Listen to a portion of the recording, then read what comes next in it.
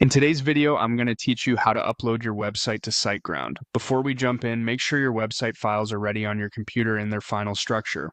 Your main page is typically named index.html, with assets like images, styles, and scripts in their respective folders. Keeping this organized will make the upload smooth and prevent broken links. Open your browser and go to Siteground's customer area. If you're prompted, sign into your account. Once you're in, look for the websites area in the navigation.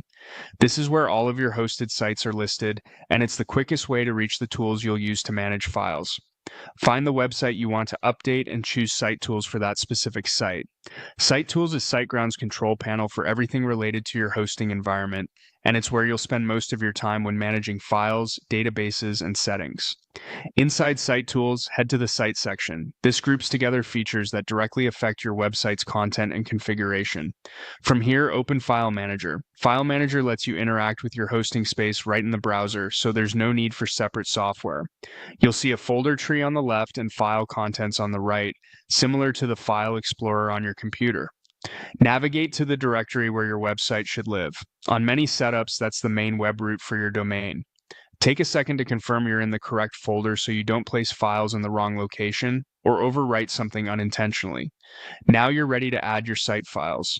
If you only need to add or replace a few items, choose File Upload. This is perfect for single files like an updated image, a style sheet, or a revised HTML page. Select your file from your computer and let the upload complete.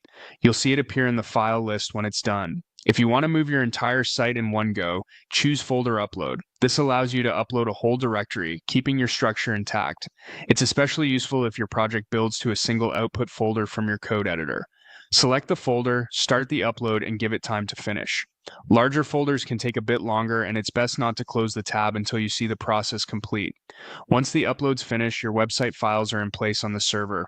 Keep your directory structure consistent, avoid renaming files that your pages reference, and double-check that your homepage file sits at the top level of your chosen directory. That's it, you've successfully uploaded your website to SiteGround.